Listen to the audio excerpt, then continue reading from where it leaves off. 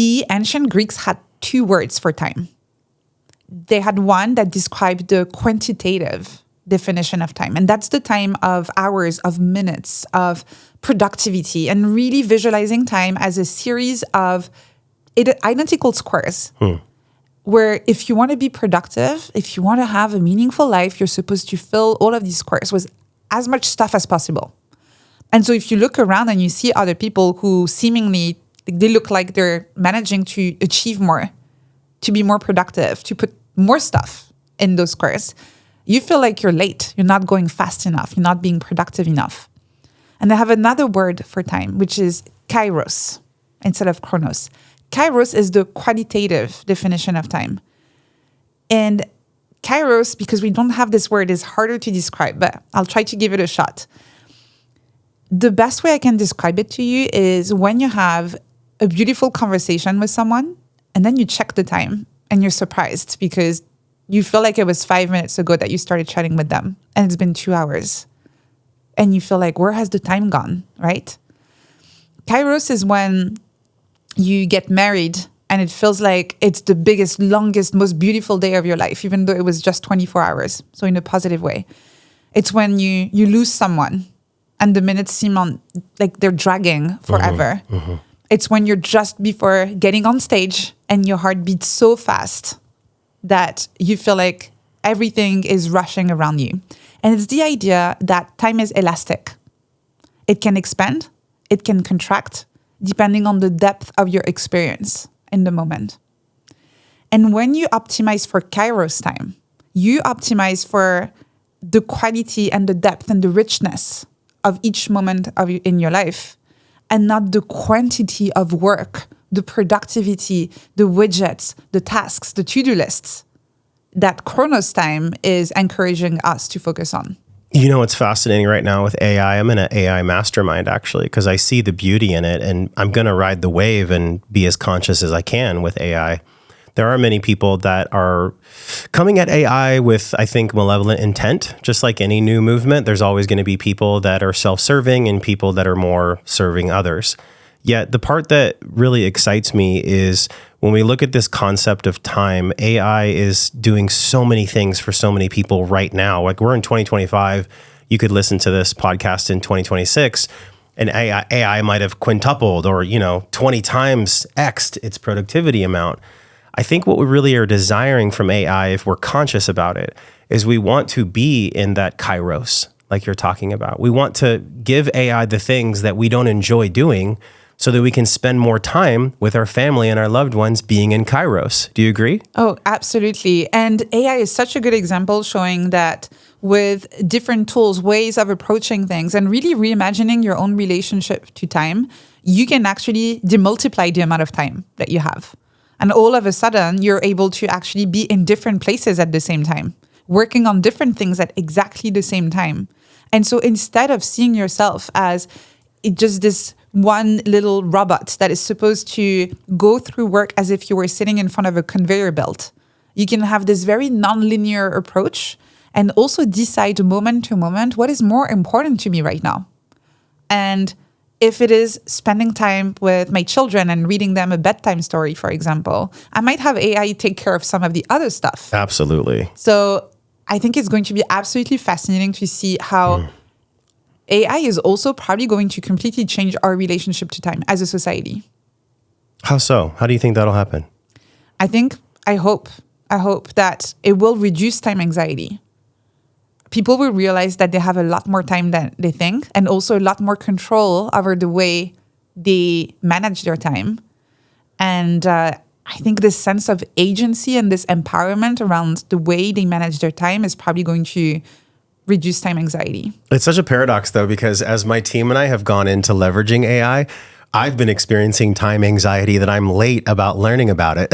But then in my mastermind, I realized that there's so many people that aren't even close to the curve of adoption. I think it's like by 2030, it'll only be 15% true adoption of the full bolus and the full power of AI. That means 85% of the marketplace will be still learning, still trying to understand how they can have less time anxiety. So it's such an interesting polarity that I'm experiencing right now. It's a good reminder for me to slow down and actually enjoy the process of learning about AI. We've all heard the platitude of like, it's not the destination, it's the journey.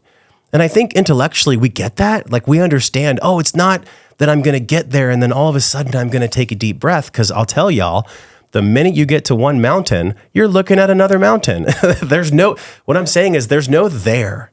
We think we're going to arrive and have that deep, luxurious breath that we want, but it's such a fallacy. It's such an utter fallacy. I'm sure you felt this yourself and with colleagues at Google. There is an arms race right now for AI. Everyone is sprinting as fast as they can to, quote, capitalize on AI. They're in complete time anxiety. And I think that when we look at these opposing forces, one being conscious and service of humanity, and then one being greedy or malevolent, how can I take and how can I capitalize on people and humanity? I think we're really going to see this theater play out in ways that we can't even understand right now. We don't really understand what's going to happen. But I share the same positive intent that you do, where I do believe it's going to give us time back. But was that time ever missing in the first place? We were just choosing to put our attention on these tasks that we don't really want. How did you see that play out in Google when you were there, this time anxiety piece, specifically around AI? Wait, I'm going to go back to something else you said that I think is also really interesting. And then I'll go back to that.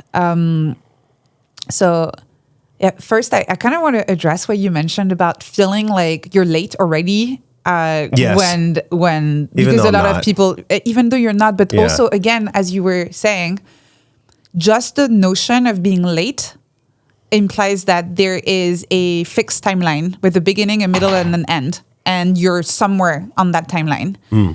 If you let go of this idea, it really changes your relationship to time and relationship to productivity, and also your self-worth in terms of what you know and what you don't know yet and where you are compared to others on this giant fake leaderboard that we're all looking at.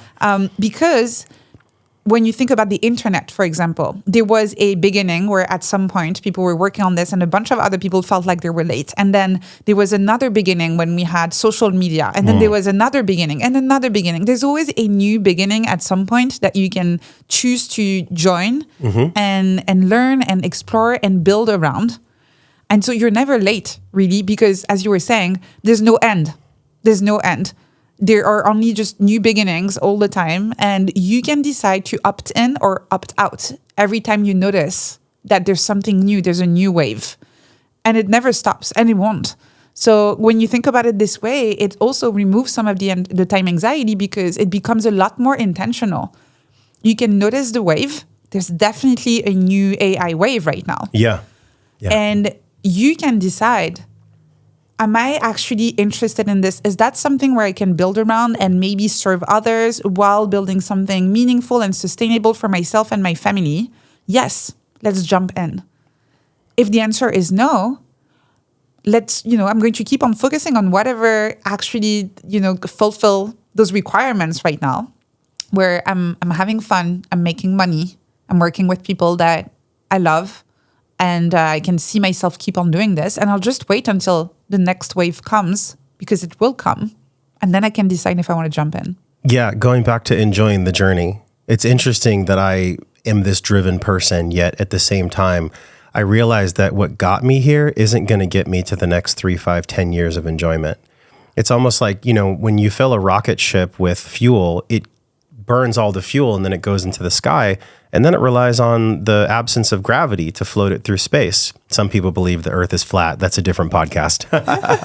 I don't know. But what I'm saying is yes, it's so important to actually enjoy the journey. And that's why I really wanted to hone in on this time anxiety piece.